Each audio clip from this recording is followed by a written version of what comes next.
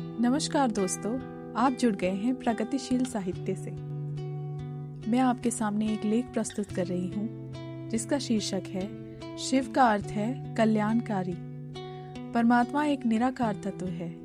इसी में एक ऐसे देवता की कल्पना की गई है जो गले में सर्प की माला पहनता है, जिसके सिर पर चंद्रमा शोभित है तो गंगा भी है, जो भोला भंडारी है, हाथ में त्रिशूल रखता है, इतना कल्याणकारी है और परोपकारी है कि अमृत औरों के लिए छोड़ देता है और जहर खुद पी लेता है, और इतना सक्षम है कि उसे कंठ से नीचे उतरने नहीं देता।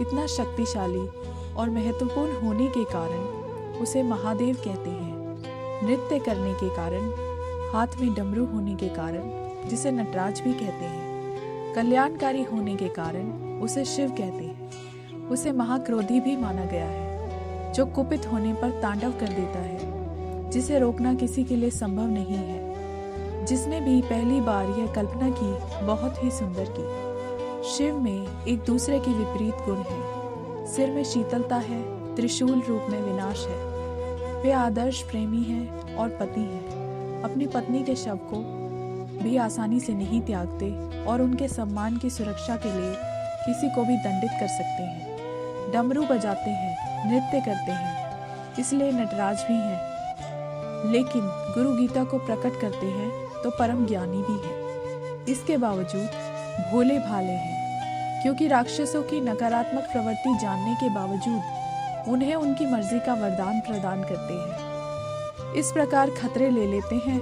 और उनका रस लेते हैं। शायद इसीलिए उन्हें अर्धनारीश्वर माना गया है। शिवजी जनमानस के बहुत करीब हैं और गुणी अवगुणी दोनों को ही अपने मतलब के लगते हैं, इसीलिए बहुत लोकप्रिय हैं। उनके भक्तों की संख्या लाखों में है। इन सब चीज़ों की कल्पना का आनंद उठा लेने के बाद इसी निष्कर्ष पर पहुंचते हैं, यह तो निराकार ही है। इसे चाहे जिस रूप में देखें, यह उसी रूप में नजर आता है।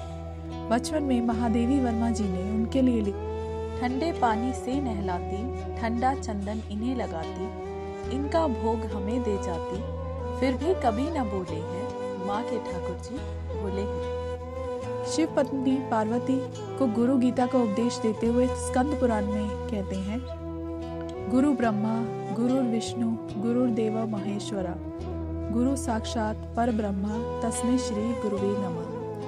इस मंत्र के अर्थ को गुरु सर्वोच्च स्थान पर प्रतिष्ठित करते हैं। यह तत्व की बात कहने वाले भी शिव ही हैं। हिंदुत्व कहता है कि इस सृष्टि के निर्माण में, संचालन और ध्वंस की जिम्मेदारी में त्रिदेव है। इनमें शिवजी भी हैं। त्रिदेव भी एक बहुत सुंदर कल्पना है। सोचकर ही बहुत खुशी होती है। त्रिदेव तीनों एक समान हैं। तीनों एक समान होने के बावजूद एक दूसरे का सम्मान करते हैं। आपस में प्रतिद्वंदिता नहीं है। रामचरितमानस में एक बहुत सुंदर प्रसंग है जिसमें वनवास के दौरान शिवजी राम को प्रणाम करते हैं तथा अपनी पत्नी को बताते हैं कि वे स्वयं प्रभु ही हैं। दूसरी ओर राम जी लंका में प्रवेश के पूर्व शिवजी की उपासना प्रतीक रूप में करते हैं। इसमें यह शिक्षा छिपी हुई है कि वैर भाव अथवा प्रतिद्वंदिता की बजाय एक दूसरे का सम्मान बेहतर है। हिंदू धर्म ही नहीं बल्कि बाकी प्रचलित धर्म भी ईश्वर को एक निराकार ही मानते हैं। एको हम बहुश्याम अर्थात एक से ही बहुत हो जाने की कल्पना भी बहुत रोचक है। इस कल्पना से ही 18 पुराणों की रचना हुई है। सार तो वेदों और गीता में है और विस्तार पुराणों में है। सर्वोच्च शक्ति एक ही है, निराकार है। सद्गुरु का बहुत ही धन्यवाद जिन्होंने इस सर्वोच्च शक्ति का ज्ञान प्रदान किया, जिससे हर धर्म अपना लगता है और हर पैगंबर अथवा अवतार अपना लगता है। मालिक कृपा करे कि हम इन दैवीश व्यक्तित्वों से कल्याणकारी प्रेरणा ग्रहण कर सकें।